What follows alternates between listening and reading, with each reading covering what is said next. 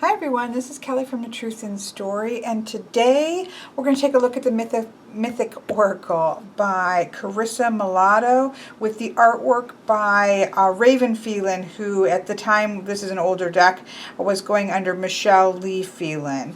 But this is the same Raven Phelan who did the Messenger Oracle as well as the Dreams of Gaia Tarot, which you all know I'm obsessed with. Now I did open this and go through all the cards on a live chat, but not everybody watches the live chats, understandably, because they're a little crazy. So I just want to go ahead and run through and do a regular walkthrough for people to be able to find in the future and things. So if you already saw that, you may want to skip this one, or you may not. So this is the American version. Now apparently there are two versions of this. There is one from Australia, the Blue Angel, and then this is the second edition of it. It has a different box. Now, according to Raven herself, there are some changes to the cards. Some of the cards in the Blue Angel version were doubled up. So like there were two Zeuses, I believe. There were maybe two Poseidons. There were maybe two Gaias. I can't tell you exactly, but there were doubled up, whereas in this one, you really do have just one. I think Hermes, there was two of, and so there was some doubled up energies in cards, whereas this one does not. Each of the cards is a completely separate one, and they're not really doubled up. So I quite like. I didn't know it when I got it. I just got the one that was on Amazon. I didn't realize that there was more than one, but I'm glad that this is the one that I ended up with. So this is the box for this one, and it is still available. This is from excuse me. It says 2008 and 2012, so I'm guessing the original was 2008 and the second edition was 2012. Now I will say this is by division of TeenSimonandSchuster.com, and there have been some other Blue Angel decks, like some of the Jasmine Beckett Griffith, that moved from Blue Angel or Australian sources to American sources, and they do get shifted into the teen category for some reason. I don't have any clue why this one did, but you can see, I don't know if the guidebook text is the same in the Australian format, but you can tell with the guidebook there are a couple places where they've definitely tried to bring it to the teen in terms of, this is something you could do to deal with your friends or schoolmates or classes, or you could go and talk to your school counselor, that kind of, most of it is just universal. You can use it no matter what, but there is some wordage that has, to my opinion, been sort of brought down to a teen experience level, but it's very minor, and I have seen that in other decks that shifted from Australia to here. I wish they wouldn't do that, because I think that even in the original formats, the ones that I've seen, a teenager would be perfectly capable of using them. So I don't know why they need to do that, but it's not obtrusive enough, I think, to be that big of a deal. Let me say in all honesty, I don't use guidebooks a lot. I read them, and I kind of get that basic reading through and understanding, but then I don't read them all that much. I don't come back to them, so that kind of thing doesn't overly bother me, but I did want to point that out because I did notice it when I was reading through the guidebook. I picked this up on Amazon, the US Amazon. I want to say it was $15, something like that, and I had to get this because I have the Messenger Oracle with obviously artwork by Raven Phelan, and I have the I have her Dreams of Gaia Tarot, which I have not put down and stopped reading with. And of course I do like to have, if there is a matching oracle or similar art style, I do like to use them. I have been using the Messenger Oracle, and it works really well. There are some more lighthearted cards in there that, for me, sometimes when I pull them with it, it feels a little jarring. And so when I saw this deck, which has that the sense of the divine archetypes, male and female, I thought, oh, this is going to be perfect to work with this. And I'm a box checker. If I have both of her other decks, I have to have the final one. That's just how my brain works. So that's why I picked that up. And I'm so glad I have, just from, I've been working with it. I already walked through it once on the live chat, and then I had an absolute nightmare of a time trimming, which we will get to in a minute. But I have been able to set with the cards quite a bit, and I really love them. I'm glad I got them. There is one other deck that she's done that has some of her artwork in it, but it's a mixed artist deck, and I don't generally like those. But at least now I can say, well, I have all of her decks, and I am that kind of person. If there are, me, Will Worthington, I have all of his decks. So if it's an author or artist that I'm enjoying working with or things, I do end up wanting to check all the boxes. So that's what we're doing today. So it comes in a typical, very typical oracle box. Has that sort of bright yellow insert like you would see in a Blue Angel. This is not Blue Angel, but is that similar? You have your guidebook, which I have written all in, so don't have a heart attack, people who cannot stand books being written in. I've definitely written in this one. And it has a nice little inset so that the cards don't bang around, and I quite like that. And it's a nice sturdy one too, without any like holes for the cards to, sometimes they're like slightly open, and over time those start to kind of give in, and then the cards can slip in. This is nice and sturdy, and I mean, it's not super sturdy, but it's in there really nice, and it's thin, and I think that's going to last, and I quite like that. So good box. Never really ever have problems with oracle boxes. So there we have it. I have edged the cards, and this was a nightmare. I don't know. It's been a while since I edged one without it being a Sharpie. I have to say, well, this was a Sharpie, but it was a Sharpie paint pen. And it made the most, they don't have a chisel tip in this. Or I didn't have one, and I couldn't find one nearby. And it was just a nightmare. I'm not kidding you. I should have taken progress pictures. And they're still, you'll see some on the edging I need to go back through with a Q-tip. I will say the nice thing is because of this gloss on it, I was able to clean them up with nail polish remover and a Q-tip quite well. But it was awful. I mean, they were awful. I did a terrible job. It was literally, and even just 4 or 5 cards in, I was in that like, oh, I wish I'd never started this. It's going to be a mess. It's going to be a nightmare.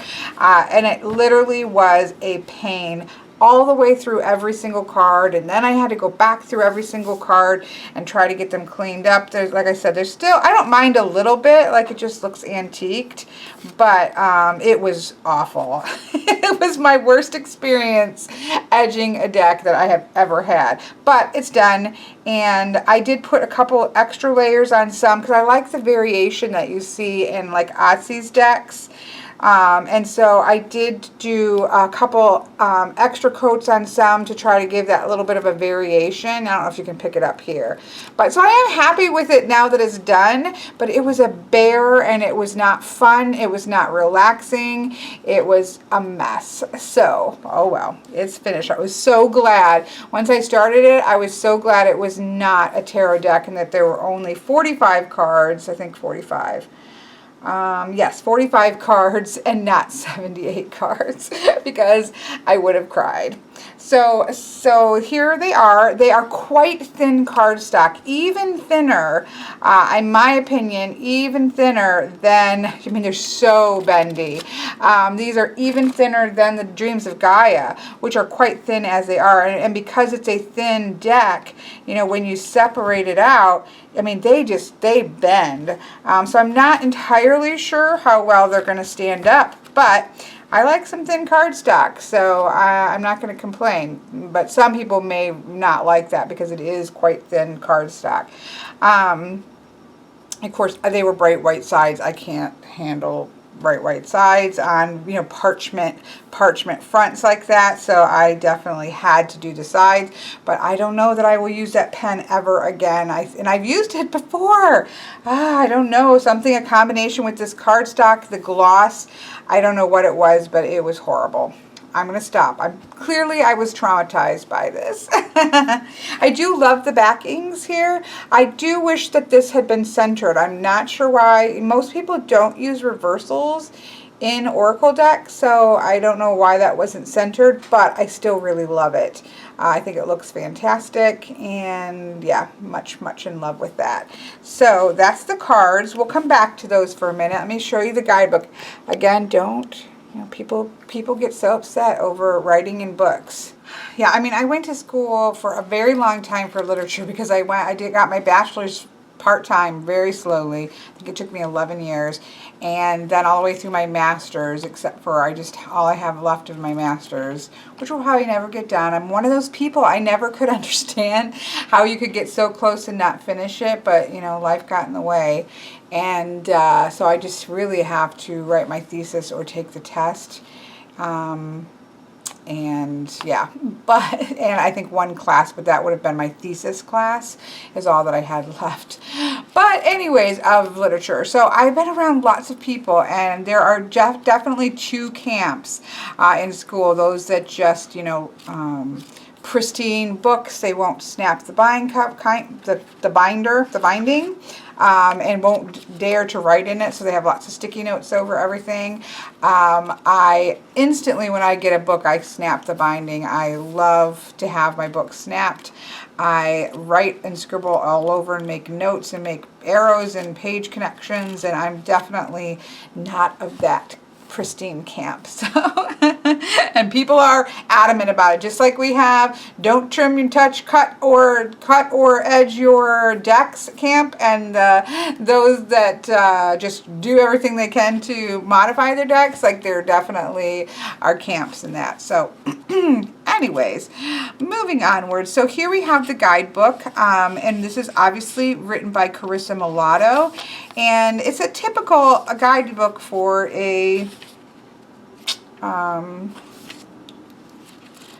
for an oracle deck.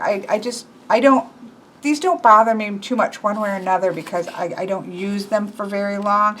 This one may be a little bit longer, as there's a couple that I'm not entirely familiar with the stories, but I probably would get the stories from another source, but still. It is broken into sections. And one thing I do like is that in the back they did put a glossary of words, not just the names of, not just for the actual cards, but other ones that you would see in here, as well as how to pronounce it. Now, I will say this. Chris, who has a YouTube channel as well, and he does a lot of things with like Deste and cartomancy and tarot as well. He made a video just for me where he saw me opening this and slaughtering some of the names.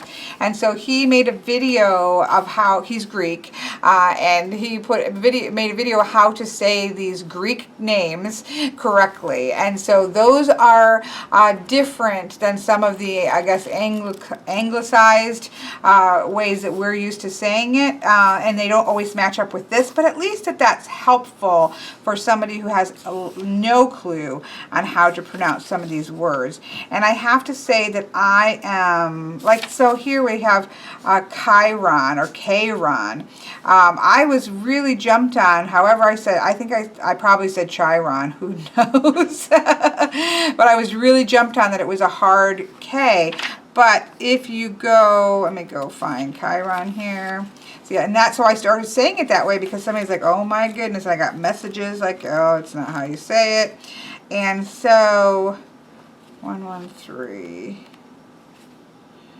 In Greek, it sounds much more like Huron. And so, yeah. So this is a little bit more anglicized, I think, in the background, or in this. But it is nice that they put that in. And I found it even helpful just for this first. So they even did it for protogeny. Protogen, you have the accent on the Jenny. Protogeny, I guess, here. These are sort of that primordial gods and goddesses, so to speak. So we have those. There's 4 there. And then there's the Titans, which are the sons and daughters of those major primordial energies. And then you have the Olympians, which are generally the sons and daughters and of the Titans. Right? And then we have some magical beings and some heroes, which are often part human and part god, or part god and part centaur, or something along that line, where there is a mix going on here. Not all of them, but some of them. So they are split up in that kind of order here, and that's the order that they're put into the guidebook.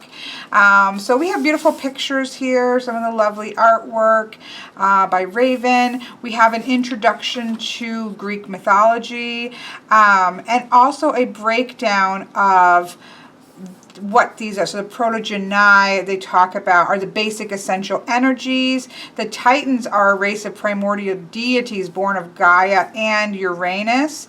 And then it talks about the Olympians were the children of Cronus and Raya, which were Titans, and so forth and so. And then we have, of course, the magical beings and the heroes, because Greek mythology, of course, is full of heroes.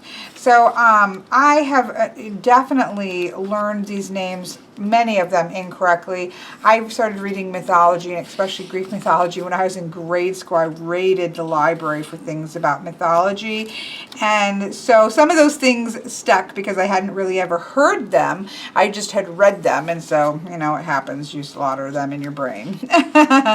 So yes, we do need a t-shirt saying I'm just going to slaughter it. But I am going to try because I wrote them down. So here we have some spreads. 1 card, a 3-card nature spread, basic past, present, and future, a relationship spread, an archetype spread that looked interesting, a cycle spread that I liked the look of, as well as a hero spread. So that's a nice amount of spreads, and I like that they were spreads that are made kind of specifically for the theme of the deck. So we'll definitely give one of those a try at the end. And then we get to our sections, and they are broke down so you know that you're going into a new section. And we get to the cards. Now, so this is the first card I think of as Uranus, but this, Chris is probably going to watch this video and laugh at me because I attempted to kind of phonetically for my own purposes. So this, I heard him as Uranus. Who knows? Who knows? I think I should just accept slaughtering it, but I'm gonna persevere. So he's the father energy, and I thought it was interesting. So you see, I'm sorry, we're still just talking guidebook. So here we have an image of the card, the number, the name of the god or the hero or the magical being, and sort of the keyword. So this is the father energy. And then it gives a little section about the myth, just a little blur, enough to give you a kind of an idea of who that is, and some of its major role. Obviously, if you're really interested in these and you don't know a lot about mythology, you would want to get a book on Greek mythology and or, you know, Google it. That's what Google's for, just to get some more information. And then it has a longer section of the message. How would we use this in a message? And so that's what we have. So we have 2 pages for each of the cards, going all the way through for a total, before we get to like that. So the total page numbers is 149 pages. So it's a typical Oracle book. I think that it does a good job at least getting you somewhat connected to what is the basic story behind this deity, and as well as you know, giving you somewhere to go off of with the message.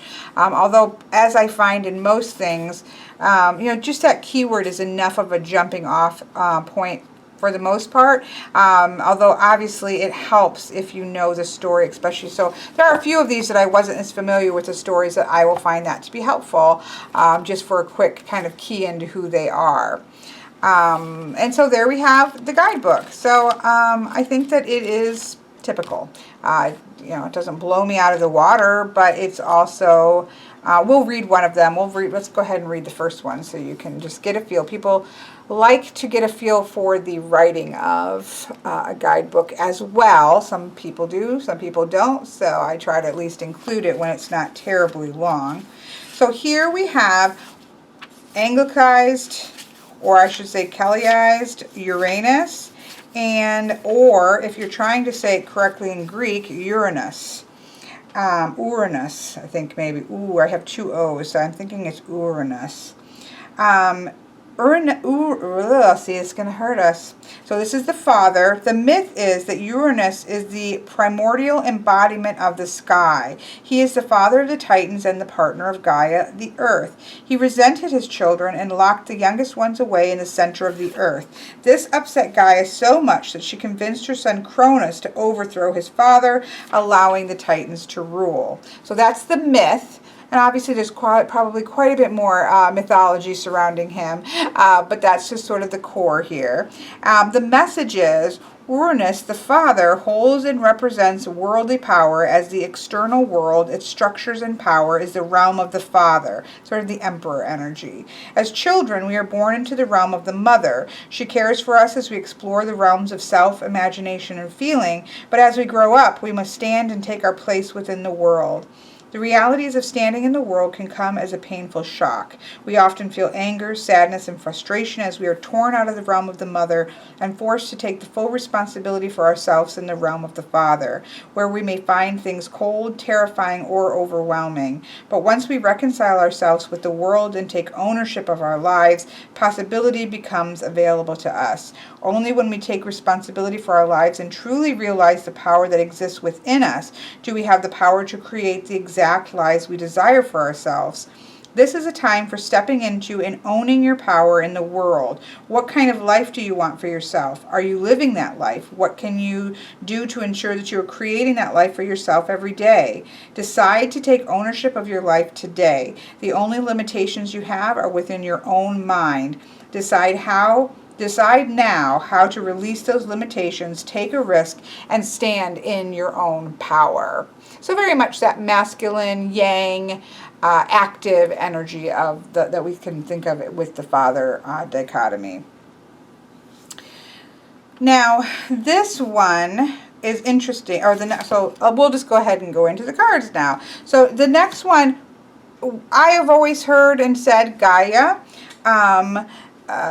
Chris said that this is very often mispronounced. Technically, it should be Gaia, not Guy, more Gaia. But then in Greek, it would be more Yea. So not that there's not a G sound there. It would be more like Yea. But Gaia would be more close than Gaia. That's going to be a hard one for me to break, just because I've said it for so long, and I think that there are many people that if we said Gaia, they'd be like, "Are you an idiot? It's Gaia." That's what I'm saying with these sort of ancient names. You cannot win for trying. So Gaia is the primordial embodiment of the earth. She is the mother of the Titans and the partner of Uranus. When Uranus began to see, look, I'm already slipping back into doing it badly. Anyways, well, I'm not going to read these for each one, but this is the Earth Mother, right? This is the fertility, idea of fertility. This is very much what the Empress energy morphed into. I think traditionally she was much more of an empress, like a ruler empress, but she has morphed more into this sort of Mother Earth energy that's here. And so there's just that nurturing energy, and you can even see that with the seedling in her hand. It's a gorgeous image. These images, I think, are absolutely stunning in this deck. Here we have Pontus. And his keyword is the unknown. He's the embodiment of the sea. So these are still in that sort of primordial energy. So we had air and we had earth, and this is the primordial element of the sea. And I love that idea of the sense of the unknown, because certainly at that time the seas and the oceans were unknown. They would have maps that had "Here be dragons" because they had no clue what was beyond a certain part. Sail off here at your own risk. Sorry, I'm stirring my tea as I was talking. And so, yeah, so I think that's a great energy to have included in the deck. And then we have Emera. So the H, I think, is supposed to be silent. Again, I'm going off of Chris's because he is actually Greek versus the back of the book.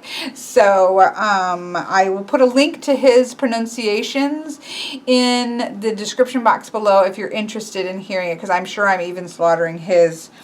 So here we have Emera. She is the embodiment of day. She's the daughter of Nyx, which is night, and Erebus, which is darkness. So she's the bringer of the day.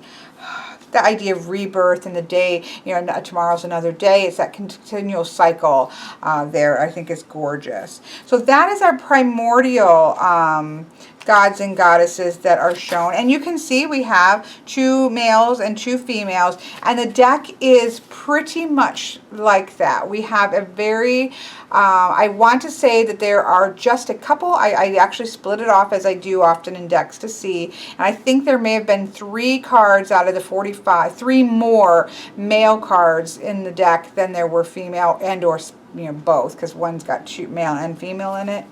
And that is fantastic, because one of the reasons that I purchased this deck was because there is not a lot of oracle decks that have a balance with masculine energy. They're very much often leaning towards the divine feminine, which is wonderful, but you know, we really need both of those energies.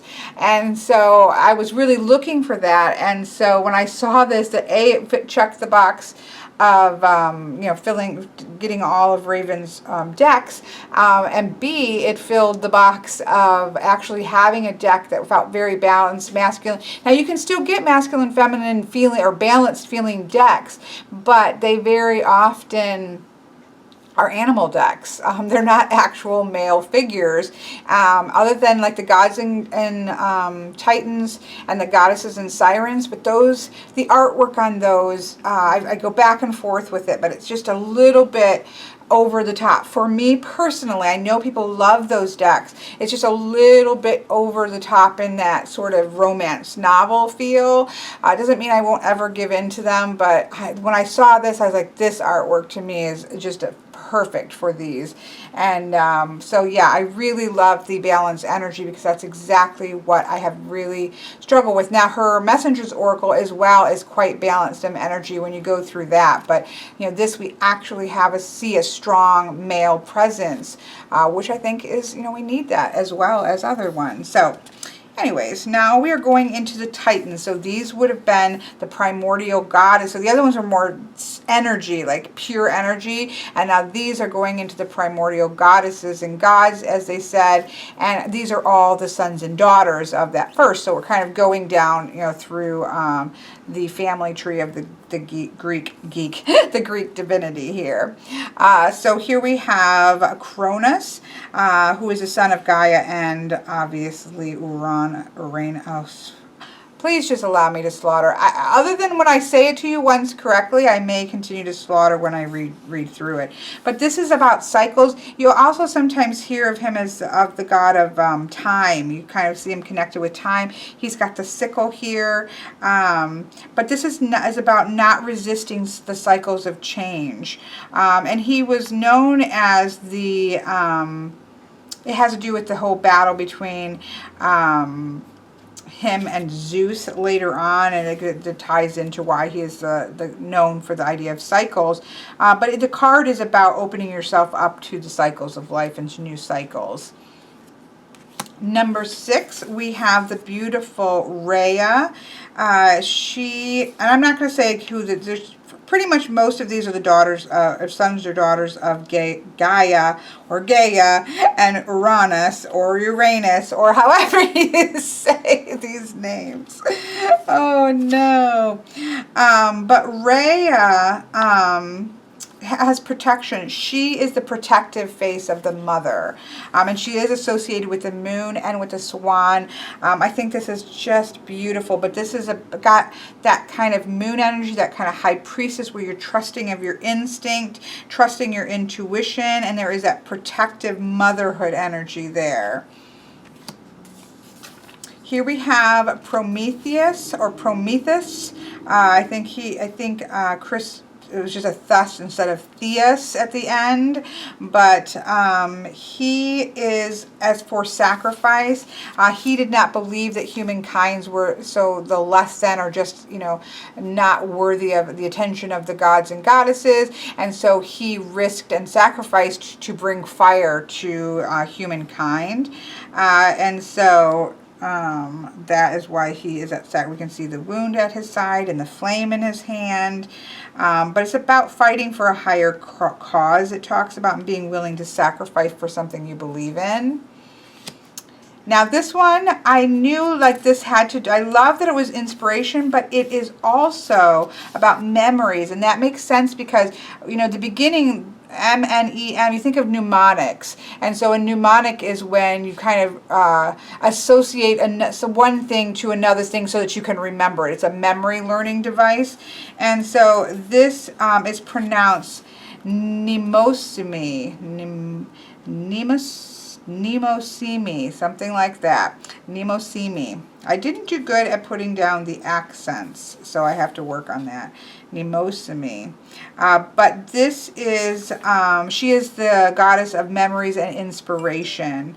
And so this is about being touched by inner inspiration and fully experiencing what you're in. And you can also then connect it in with the idea of memories and how those play a part in what we are inspired by.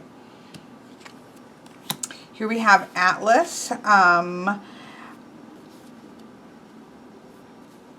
and this is, of course, look at that pose, it's so strong. He is posed between the sky, Uranus, and the earth, Gaia, and keeping them apart so that they won't have any more titans, so there aren't any more the major primordial gods and goddesses being born.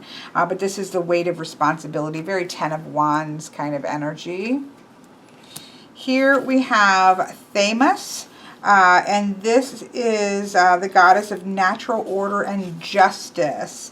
So that sense of balance, and you can really see that in the balance between night and day, the kind of cool and the warm, almost winter and summer, or you just have that idea of the sort of the day, night that talks about harmony, chaos, birth, death. It's just a natural order of things and an understanding of how that works so that you're not, you know, unnecessarily trying to work against something that you simply can't change. So I think that that's pretty cool. Here we have Cellini, which I would have thought was Celine, but he pronounced it Cellini. And this is the, she personifies the moon. As you can see, the giant moon here in the back. And she is about intuition. This is tapping into your intuitiveness. It is taking a step back and sort of reconnecting and listening to that inner voice that we have. So of course we have the moon here, and then we have the sun in Helios, which is for illumination. And this is the sister, or the brother of Cellini here. And so yeah, so this is things becoming clear, these things being illuminated, that bright energy of the sun. Of course you can do it, go run with that, right? Then we also have another sibling, I believe, of these two. I'm pretty sure she is. This is New Beginnings, the Dawn. This is Eos, and I want to say she is, yeah, she's a sister. So these three are siblings, and she's to do with New Beginnings, which is gorgeous. Of course, now we move into the Olympians. So this is the next generation down, and there became lots and lots of more conflicts with the next generation, right? So here we have Zeus, or in Greek, he is really known as Dios. And so he is the god, the king of the gods. Well, he overthrows Cronus, of course, his father. And he's the idea of the spark of life. They talk about here the lightning bolt that we always see with Zeus, about awakenings, realizations. It calls divine expansion. You have been woke up. It's that tower moment, like you've been woke up, and now what are you going to do with it? Well, I think Poseidon's a little more like the tower moment, but it's that spark that says, okay, it's time to expand your mind because you just got hit by lightning. This we have here is Demeter. I think I said that right. There is a Greek, and I didn't write it down. She's called something different in Greek.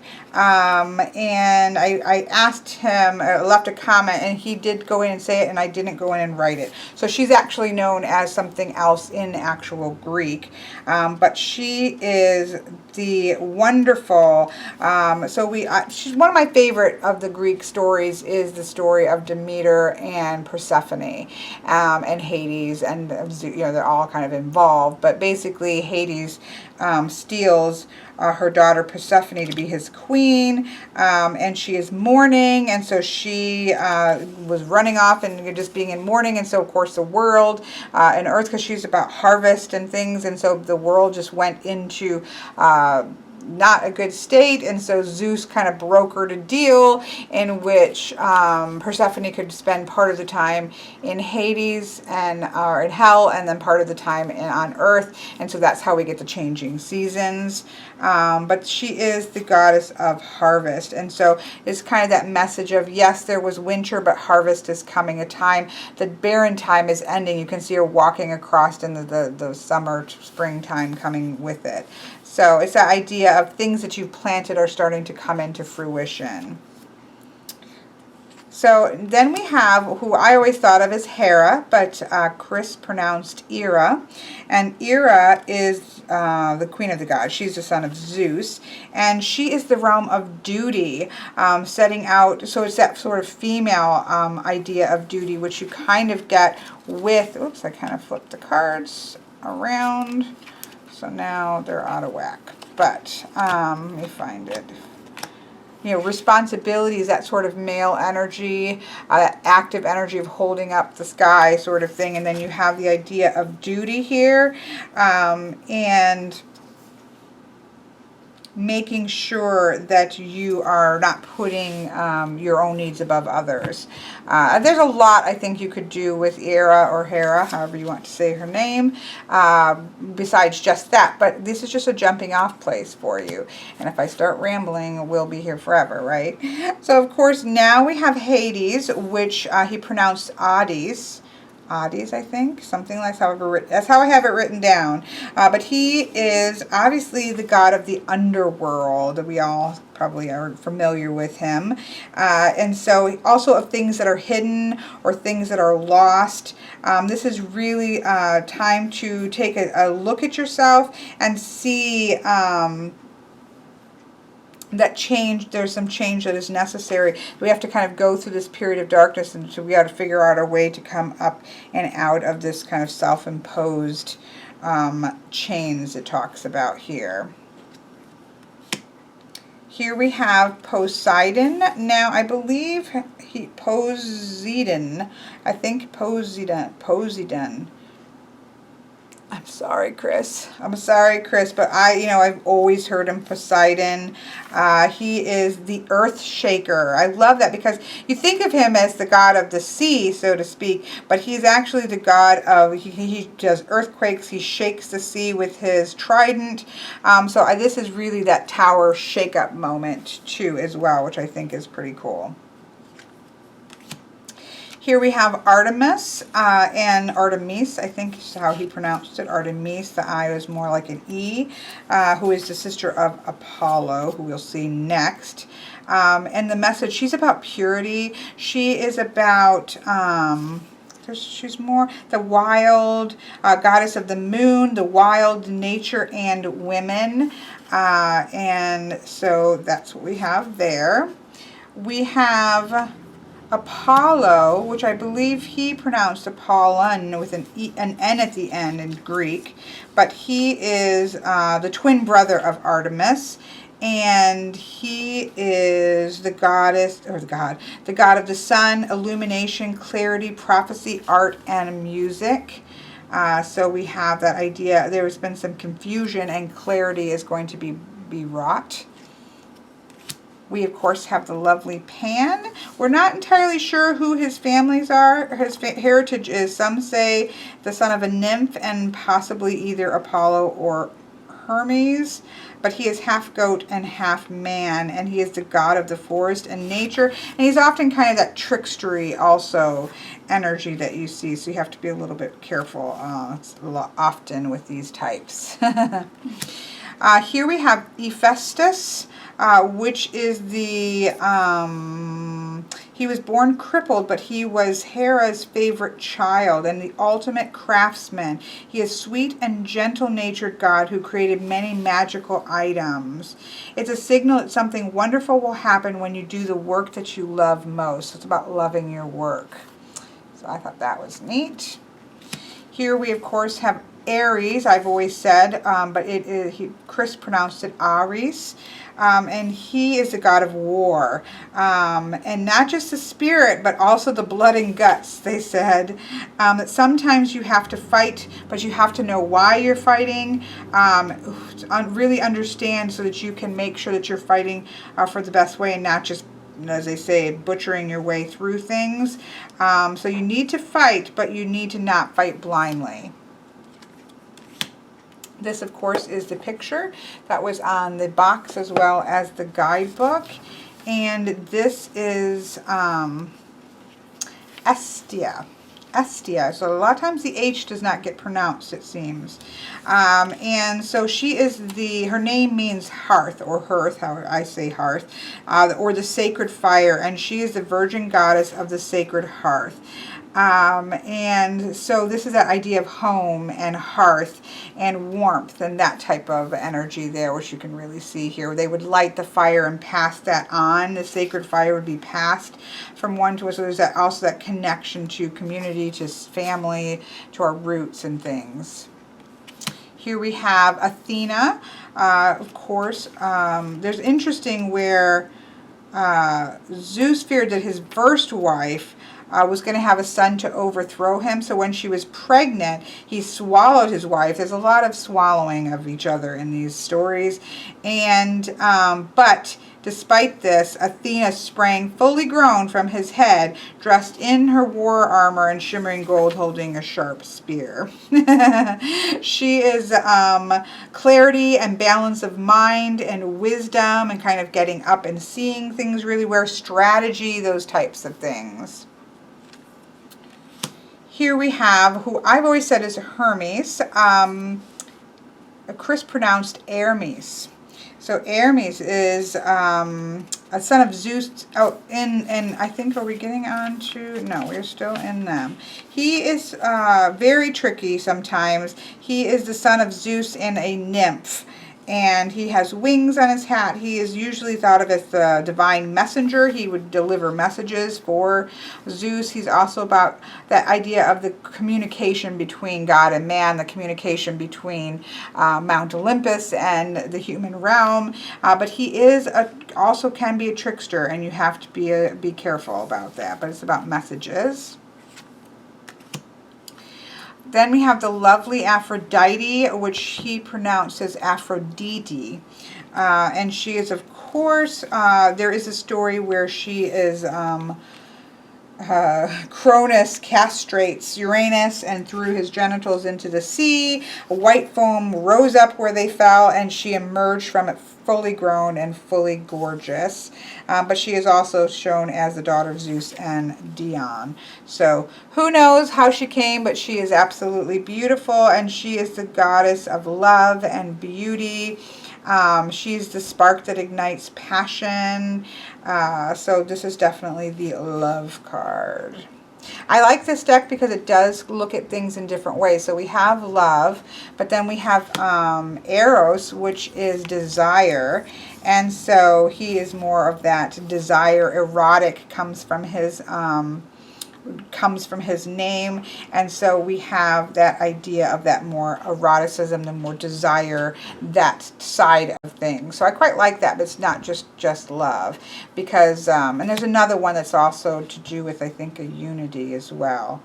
But of course here we have the lovely Persephone, which we have already talked about. And so she is married to Hades, and so she is, let me go back here. It says that while she was forced to become the queen of the underworld, it is a role she took to very well. She is the caretaker of the dead. She became the mistress of 2 worlds and holds the wisdom of both within her. She journeys through the underworld and returns to the surface. In a sense, she dies and is reborn every year, like the vegetation that dies and is reborn as the season passes. So we can see that, you know, the caretaking of the dead here and moving into our world, the physical world, and the vegetation and spring that comes with her. So there is that sense of the awakening. Here we have, who I always thought of as Dionysius, but Chris pronounced as Dionysius. Dionysius, I think, more so. He is the personification of freedom. And he is, again, the son of Zeus and immortal. And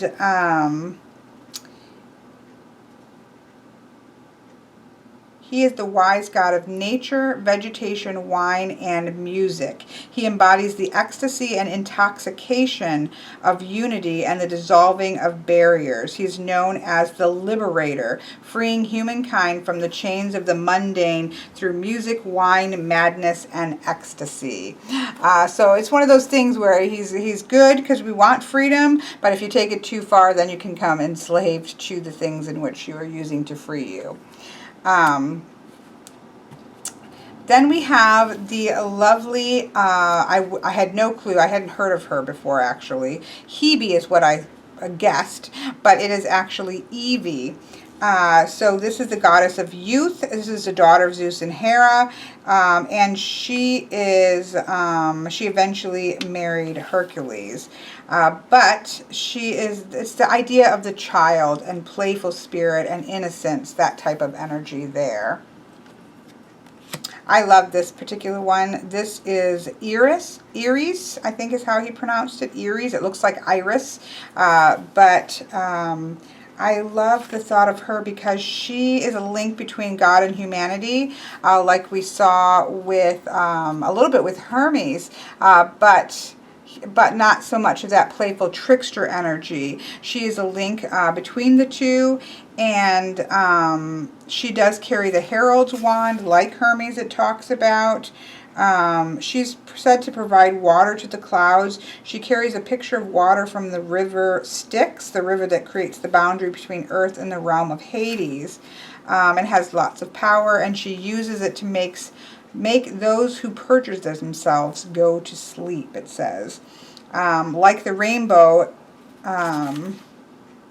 Aries is the link between God and humanity, heaven and earth. Through the unity of sun and water, she creates a full spectrum of colors and brings harmony with her wherever she goes, maintaining communication between the realms. So much more of a harmonizing force than a trickstery force. Then we go into magical beings, and here we have who I have heard as pronounced Chiron, but in Greek is pronounced Huron. And he, of course, is a centaur, as you can see. He is half man and half horse. Most centaurs are not divine, but he was born with Kronos and a nymph. So he does have, and Kronos was in horse form when he appeared to the nymph, and so we have him as half horse. So he was a teacher to many heroes, it talks about, but one day he was accidentally shot in the thigh with a poison arrow, and Huron was unable to heal himself. Being an immortal, he could not die, but he suffered great pain. Huron and Hercules convinced Zeus to allow Huron to give up his immortal life in exchange for the life of Prometheus, whom Zeus was torturing for stealing fire and giving it to man. Huron was then placed in the sky as a constellation Sagittarius. So it's about healing but understanding that there is a sacrifice. And it's very much that idea of the wounded healer that you hear about in astrology associated with it, where you can see where your wounds will actually help you to heal others. So very, very great. I love that that's in there. Of course, now we have the lovely Pandora. And so she was given a jar, although it often is depicted as a box, but it was actually a jar, and sent her to humankind as a gift. Of course, she opens it and all the woes of humankind spilled out: hunger, hard labor, disease, pain. But what remained inside of the jar was hope. And so Pandora becomes associated with both the bad things coming out of the box as well as the idea of hope. Then we have the Fates. Well, I've always just known them mostly as the Fates, and this is pronounced the Miras, and they are, of course, of destiny. We have 3 of them. You can see that they are a little bit of different ages. I believe this is probably Clotho, the youngest. Yeah, because she's got that. So she spins. She's spinning the thread of life, so it has associated with when somebody is born. Then we have Lachesis, so I'm sure I'm slaughtering this one. The middle sister measures out, which would be this one actually, measuring out the thread, deciding how long they're going to live. And then Atropos, the oldest, cuts the thread of life, deciding when that life ends. So you kind of have that idea of birth, the actual life, and then the ending of life, all within the Fates or destiny. And so this is a magical time, life-changing events it talks about, and being present and clear in these moments that are actually part of your destiny, so to speak. Of course, we have Hecate, and this is, I love this particular, you have the idea of the maiden mother and crone within her. She is also the, they talk about how while she appears in Greek mythology, she actually predates it. She is said to be the key-bearing queen of the entire cosmos. So she is associated with gateways to hidden realms of existence and the keeper of sacred knowledge. She is present at the threshold of transformation and represents the road to unknown places.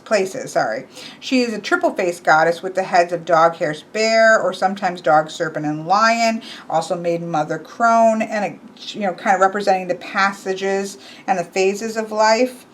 She does have a key showing her role as a gatekeeper, and a torch, which shows that she is the one who illuminates and brings wisdom. She also has a knife, which represents power and discernment and ability to cut through all things. So quite a powerful card, and quite powerful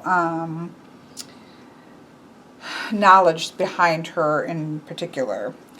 And then we have Thanatos, who is the personification of death. He's the son of Nyx, which is night, and Erebus, darkness.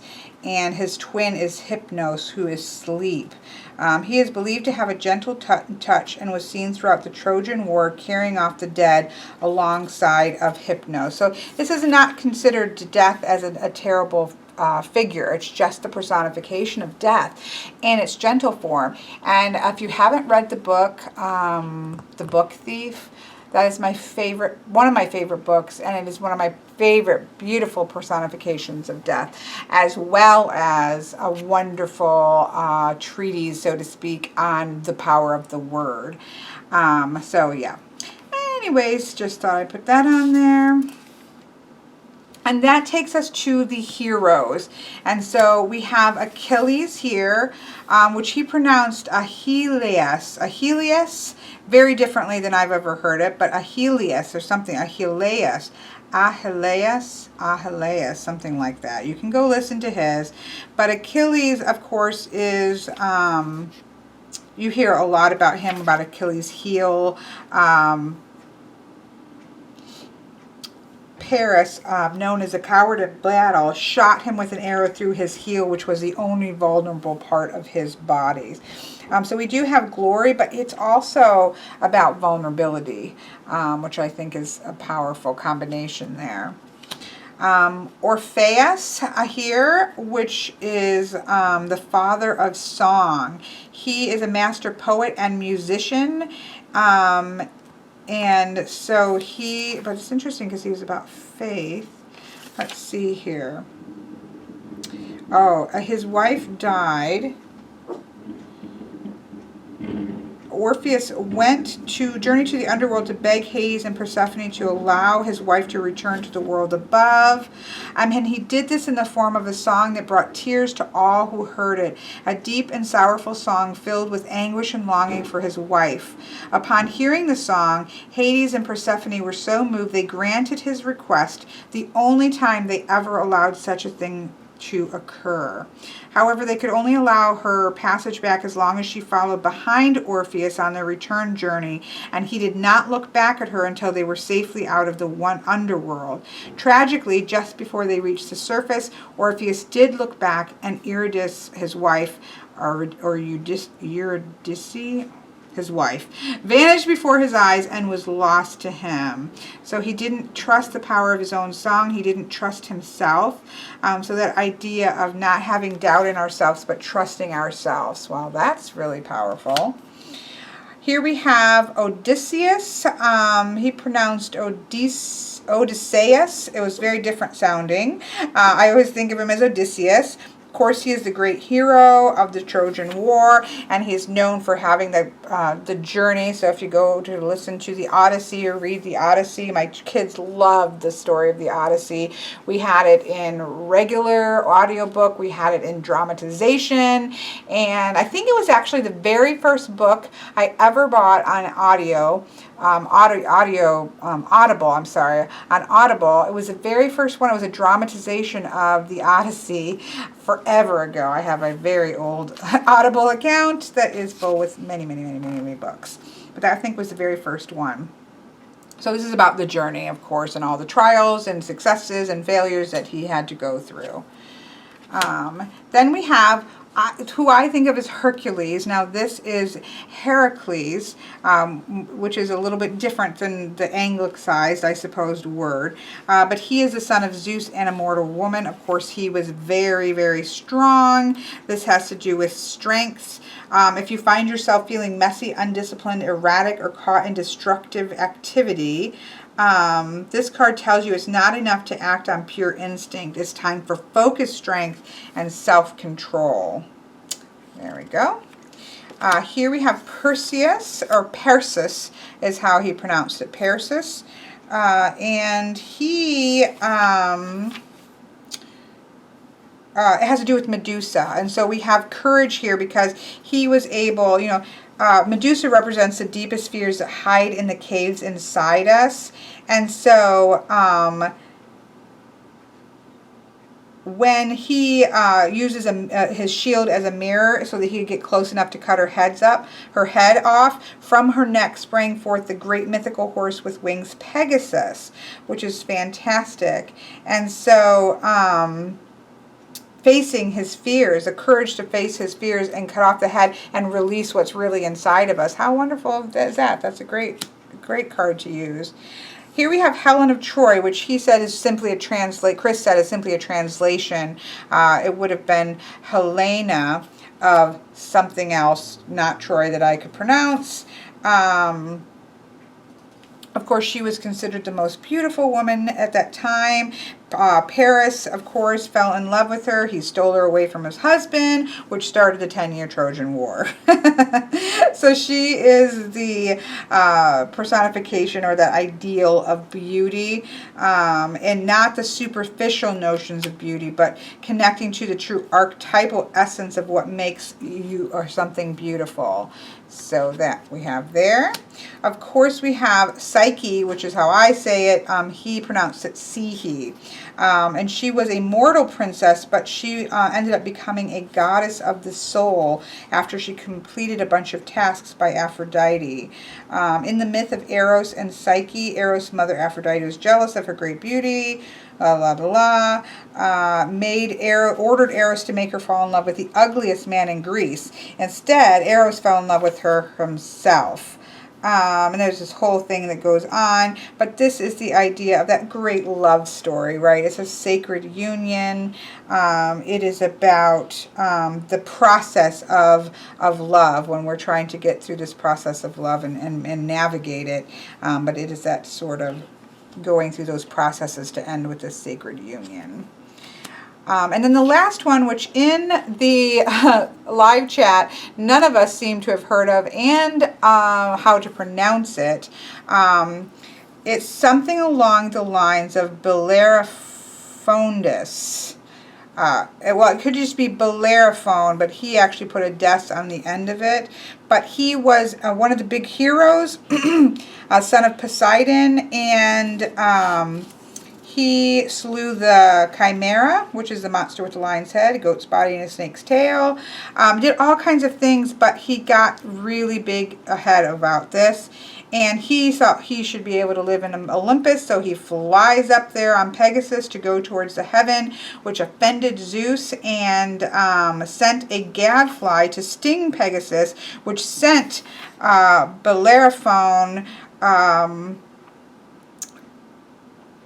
crashing back to Earth. He landed on a thorn bush and lived out his life crippled, miserable, and shunned by men and gods. So he is a lesson in humility, that while we may do great things, we do not want to have a big head that is going to lead us to our own destruction. Pride goeth before a fall, as they say. And so there we have the 45 cards. Oopsie, I got them all whopper-jawed. Of the beautiful Mythic Oracle, and I am really, really pleased with this. You know, I kind of got this, as I said, in a twofold reason, both because of the artwork from Raven to complete my set, as well as to have a balanced masculine and feminine energy, and I feel like this very well does both things. Again, very, very thin cardstock. I don't know if it's great cardstock, although a couple people in live chat said this version had really good cardstock and they were really happy with it. So I'm guessing that means it's probably going to hold up, but it is very, very bendy. So let's just give it some good shuffles here.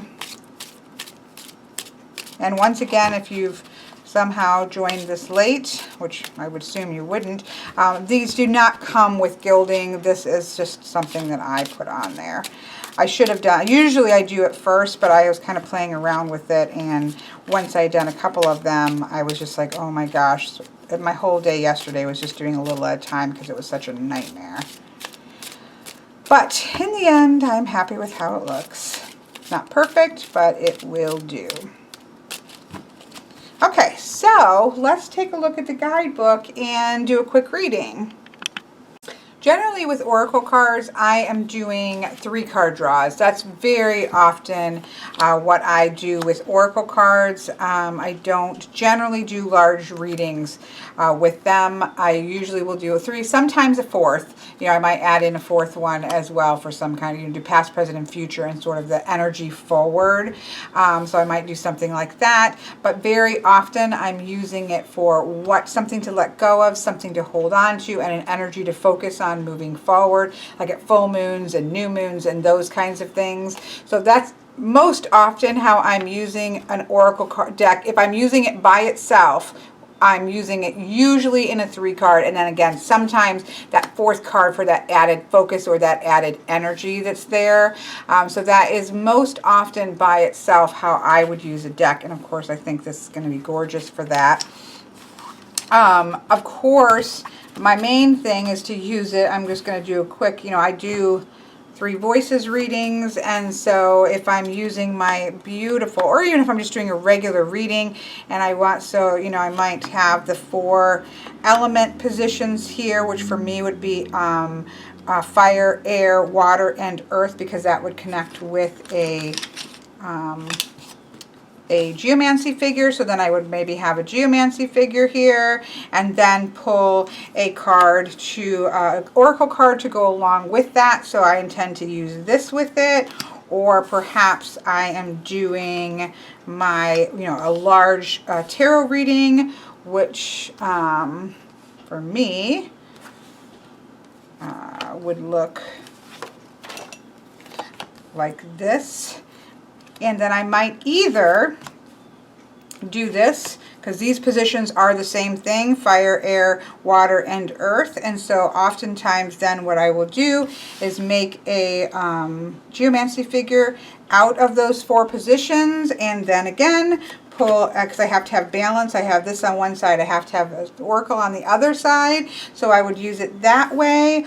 Or sometimes what I would be doing, I'm just kind of showing you how I intend to use these. So the other thing that I would possibly, sometimes I even do it this way, and I will pull, instead of, I'll do this, and then on these sides I will pull an oracle card and have oracle card on either side like that. And then sometimes I'm doing a 3 voices reading, which I'm just going to do with this beautiful Clair de Lune, although I don't generally use it with this deck, but we're going to see it with this deck.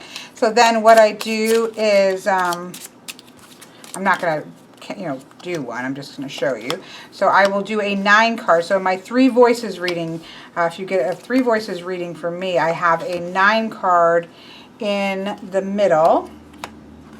And again, normally I'm pulling for that specific card and looking for it, but I'm just laying 9 out here. And then I would have the, actually these probably will look gorgeous with this. I might rethink that. I thought that this would be too delicate to use with the boldness of this deck, but I think I might be wrong about that one. So then I pull 4. Oh yeah, definitely think that I will be using those. And then let's just pull a different card so we can see some other ones. And then I pull Oracle. So this is 3 voices: Lenormand, Tarot, and Oracle. And so those are kind of the ways that I will most generally be using this, is in conjunction with Dreams of Gaia Tarot, in the many forms I just quickly showed you, as well as then some, when it's on its own, it will most likely be a 3 to 4 card spread. That's just my typical way of how I use Oracle.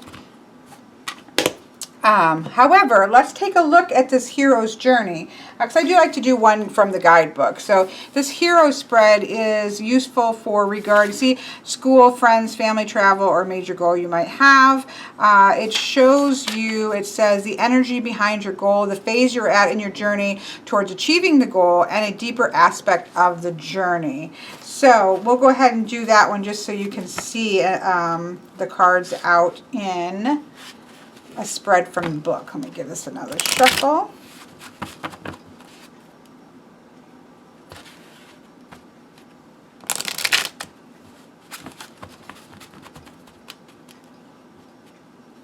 And this is just for somebody that I know whose goal is to end up moving elsewhere, take kind of big shift in life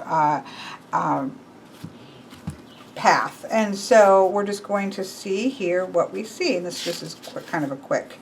So we're going to take the number 1 position, which goes at the top. Here we have Orpheus, or having faith. This is the current quest. The card shows your task or goal. So trusting in that goal. I like that showing up there. Trusting that this is something that can happen, something that you can achieve. I think that's really beautiful. The second card, which goes over here, has to do with an obstacle. It shows the fears or illusions you have to overcome. Maybe the pride, because this is about not having pride, having humility, not having too much pride to try something new, to maybe having to try something in which you might fail, and that's always a scary thing to do. And so that could be an obstacle of just needing to just trust yourself and just go ahead and do it and go for it. The third card is a hidden gift or wisdom that this person already has, but needs to be harnessed so that you can overcome this particular problem. And here we have Chiron. So there is some healing, perhaps some past experiences where people haven't trusted him, or haven't said that you are capable of doing whatever it is that you want. And so that is interfering with him trusting himself to do this, or being willing to just take life and go forward with it and not worry about failure as being a big problem, so to speak. The fourth is magical assistance, which shows that stuff that's already around you, and that has hope. So we have hope and faith. So I love that. The fifth card is initiation. And so this shows transformation within yourself that you will experience by going forward with this challenge in life. And here we have Hera, or I forgot how it was pronounced. I'm just going with Hera. I'm going to read it a little bit on that because that's interesting. So there's a transformation, but the key word says duty, and I think Hera is a lot more than just about duty. So we're going to take a closer look at the guidebook on that one. And the sixth card is the treasure to be gained, what you can bring back by doing this, and it's a new beginning. It's place for a new beginning. I really like this. I like the positions that are here when you're trying to approach a goal. What are going to be the obstacle? What's going to, if you work at something, and it's going to help you to take care of that obstacle. We have up here the mirrored here, sort of the current, what the task is, and what it ends up being like, what are you going to gain if you complete this task? So I like that as well. It shows assistant that's already around you, and what is going to, what kind of transformation is going to happen for you through that. Now, I personally think with Hera here as that person or transformation aspect, is understanding the duty to others, though, doesn't always, I guess I'm seeing this a little bit more along the lines of understanding the difference between duty and being restricted and held back by family. There is a difference between the two, just because of stuff that I, am saying about this particular situation. Because, of course, cards to me, they don't exist in a vacuum, right? They don't really exist on the page. They do. But in a sense, they don't really exist in the pages of the guidebook. They exist in conjunction with the person and the question and the situation, and that can very much change it. And that's why I don't think that we want to get too bound up by guidebooks, because we want to understand the basic core messages, but we don't just simply pick a card and read. I'm going to read from the guidebook just so we can show that, but I think that it is important to understand that the true life of an oracle card or a tarot card doesn't exist on the pages of a book. It is a synchronistic moment between the person reading, the person you're reading for, and the question and the circumstances and then the energy surrounding that really makes the meaning of a card in a specific situation. And I think that that's really important understanding to come to, and leads to there being a lot less confusing cards coming up, because you can sort of step outside of the pages and figure out what that means in this actual situation, so to speak. But let's take a look at what it says here. See, that does make sense then. When you act out of obligation to others rather than obligations to your inner self, you begin to lose life force. You become disconnected from yourself and use your senses to discern what action is best in the eyes of the world rather than what is doing what you know is in your heart to be right. If you give your power, energy, and personal truth away, believing that you're helping others, you are really only pursuing status or acceptance for yourself. So I do think that this word duty is a little bit, we have to remember, and I didn't read that through yet because I haven't read this all the way through, but Hera is here to remind us of the realm of duty, but the duty in question is the one towards ourselves and our personal honor code, as opposed to duty for the sake of status. Okay, so that makes more sense. I was reading it a little bit more as duty unto others, and so I do like that works in this situation very well, that understanding of having your first responsibility and duty to yourself, because they always say if you take care of yourself, you're going to be able to take care of others. It doesn't mean just neglect your duties, because she didn't always do that, but there is that understanding that to be healthy, and it talks about a healthy person, and a key to a healthy life is still not just doing something that other people expect of us, or because we think that's what other people want and expect us to do, but having first duty to ourselves, not in a selfish manner, but in being true to ourselves. And so I think that's really quite a powerful card. So I like this spread. I can see myself using this spread again. I think it's really lovely. And I just wanted to show you a spread. I've kind of shown you quickly a few ways in which I would be using it. Generally, I'm not going to do this type of thing with an oracle cards, but I certainly can see myself doing this one again because I think it's really quite lovely, or even using it with tarot cards and other things. It's a great spread. So there you go. I hope that you enjoyed this little walkthrough, and I hope you have a very lovely day.